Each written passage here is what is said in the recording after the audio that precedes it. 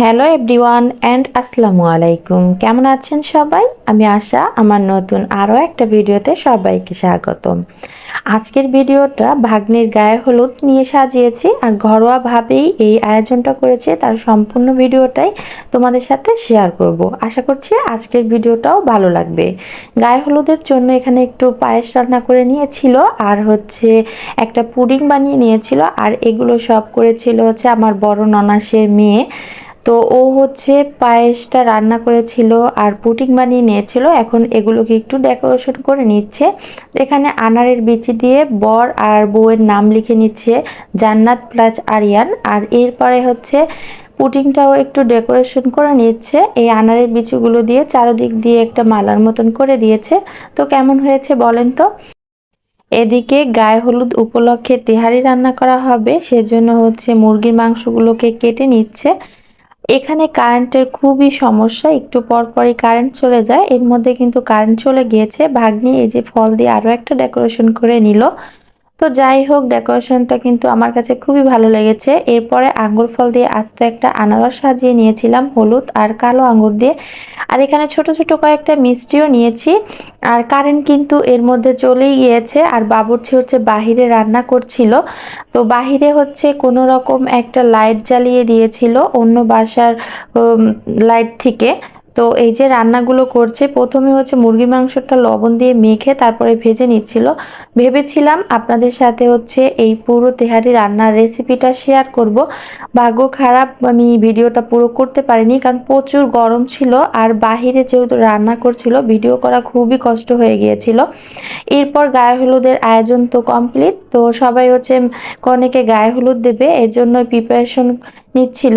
আর এর মধ্যে কারেন্টও চলে গিয়েছিল। আমি এখানে ব্রাইটনেসটা বাড়িয়ে দিয়েছি তাই একটু দেখা যাচ্ছে।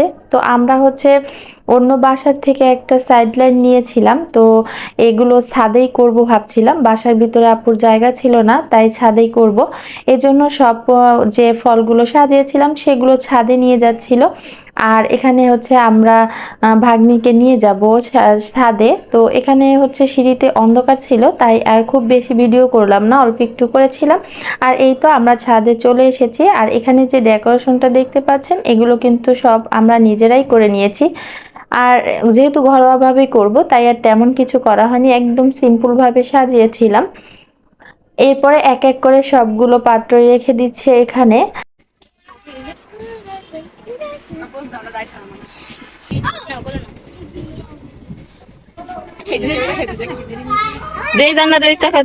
মাশাআল্লাহ, দেখতে খুবই সুন্দর লাগছিল। তো প্রথমেই আমার ছেলে এসেছে তার বোনকে গায়ে হলুদ দেওয়ার জন্য। তো একটু হলুদ মুখে ছুঁয়ে দিয়েছে, এরপর হচ্ছে আঙ্গুর ফলটা খাইয়ে দিচ্ছে। ও আগে থেকেই বলছিল ও আপুকে হচ্ছে গায়ে হলুদ দিবে, একটা পাপ্পা দিবে। তো ওই প্রথমে দিয়ে নিচ্ছে। আর আঙ্গুর ফল তো ওর অনেক পছন্দ, তো আঙ্গুর ফল দেখে ও শুধু বারবার ওটা খেতেই চাচ্ছিল। আর এই যে হচ্ছে আমার দেবরের ছেলে, তো দুই ভাই মিলে আপুর সাথে ছবিও তুলে নিয়েছে। তো এরপর দুজনে হচ্ছে একদম পাল্লা দিচ্ছে কে কার আগে হচ্ছে পাপ্পা দিবে ওকে। তো আমার ছেলেও দিয়ে নিয়েছে, দুই ভাই দিয়ে নিয়েছে। তো দুজনে তো খুবই খুশি। তো এরপর হচ্ছে দুইজন আন্টি হচ্ছে গায়ে হলুদ দিচ্ছিল। তো আন্টিদের হচ্ছে ভিডিওটা নিতে নিষেধ করেছিল, তাই হচ্ছে একটু এরকম করেই দিয়েছি। তো ভাগ্নিকে ওরা হচ্ছে গায়ে হলুদ দিয়ে দিয়েছিল, আপুও গায়ে হলুদ দিয়ে চলে গিয়েছিল। ফল দাও,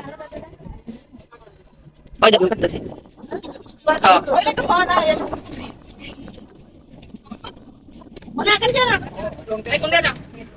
আচ্ছা তুমি গিয়ে খাওয়াইতে তো পারো, ছবি না। এখন তিন ভাই বোন মিলে হচ্ছে একটু ছবি তুলে নিচ্ছে।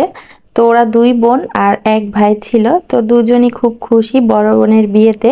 ছোট বোন তো মহা খুশি, দেখতেই পাচ্ছেন কি সুন্দর করে সাজুগুজু করেছে। আর ভাইও হচ্ছে ওদেরকে খাইয়ে দিচ্ছিল। আসলে এগুলো হচ্ছে স্মৃতি হিসেবে থাকবে, এই মোমেন্টগুলো সবসময় মনে পড়বে। একদিন হয়তো বা সবাই আমরা বুড়ো হয়ে যাব, আর এই স্মৃতিগুলো তখন দেখলে খুবই ভালো লাগে। তো যাই হোক, এটা ছিল হচ্ছে বড় ননাসের নাতি, মানে যে ভাগ্নি ফলগুলো ডেকোরেশন করেছিল তার মেয়ে। ও এসে একটু খাইয়ে দিচ্ছিল। ছাদে প্রচুর বাতাস ছিল আর সবকিছু মনে হয় যেন উড়িয়ে নিয়ে যাচ্ছিল। তারপরেও এই ছিল আমার ছোট্ট ভিডিওটা। আশা করছি আজকের ভিডিওটা ভালো লেগেছে। তো আজকে এখানে বিদায় নিচ্ছি, আল্লাহ হাফেজ।